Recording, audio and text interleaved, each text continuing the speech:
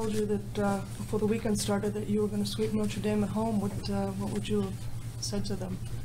I mean, we're confident as a team, so that's how we prepare for every weekend. We want to, take it one game at a time, but obviously we don't look to just try and, split or anything like that. We're trying to win every game we play. Did you feel as if the tenor of this game was similar to Friday's? Yeah, I mean, it's a great opponent, it's a great league. I think that every night's going to be hard-fought wins for us. So I think it was pretty similar to last night. Obviously, it was a more intense game, but I thought it was pretty good overall. How about you? Did you think it was pretty similar then to the first game? Yeah, I think it was very similar, just in terms of I think we kind of have similar styles. So it's a lot of it was very physical out there both nights. It took a toll, I think, on both teams, and no one was really backing down on either night. So I thought the game felt the same as Friday night for sure. With the success you've had on the power play, especially this weekend, what's working for you? It's really just come down to keeping it simple. We struggled a little bit to start the year off. I think we were just trying to do too much, and then we kind of got back to just playing simple, just quick passes, and then just quick shots to the net and crashing the net. Tonight's 2 power play goals were because of net traffic. Holmstrom had a great screen in front, and AJ White had the same. Just keeping things simple is the best.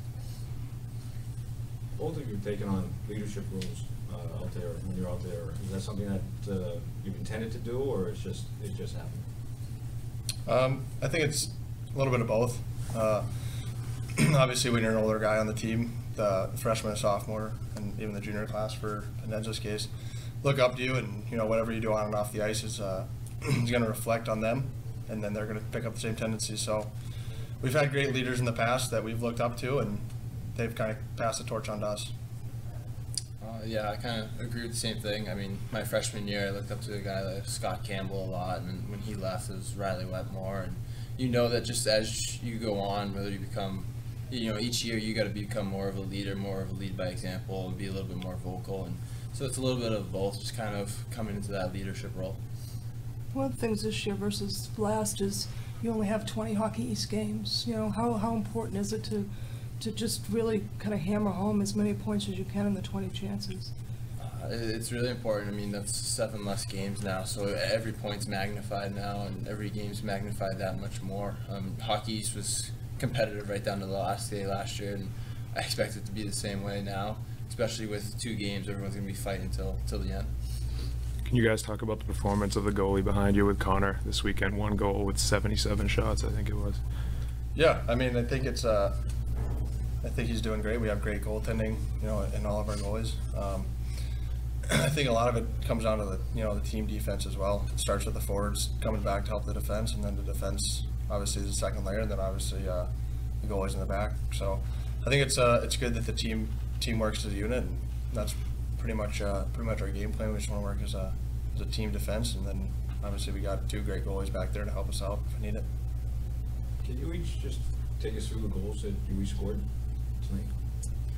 Well, in the first one, it was another power play goal. It was just kind of a scrum in the corner, and I ended up hitting it up to Folan, and then he went D to D, and Cameron just put a nice shot on that. Holmstrom had a great screen in front. I don't think Cameron's got a good shot, but I don't think that would have went in without a screen. What was the second one?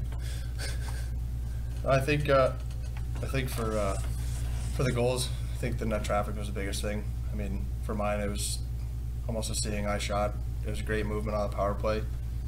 Like Joe said, the net traffic. I don't think Summer Hayes could see anything. So it was fortunate enough to get one in there. And then I think on the next one, Kapla, the same thing. Good puck movement on the power play. Great screen in front by AJ White, and then obviously found its way in. Your empty netter was on the power play too. I mean, you had to hustle to get to that puck. Yeah, definitely. I saw him kind of pinching down on me, and so I knew the key to me was just to get to the red line. I didn't want him to come back and have any momentum. And if then I just kind of took a shot to the net. And I would have rather given it to Chaps, who was kind of on the other side, but I wanted to make a safe play. So I know even if I missed the net, it was going to be they'd have to come 200 feet either way. Good.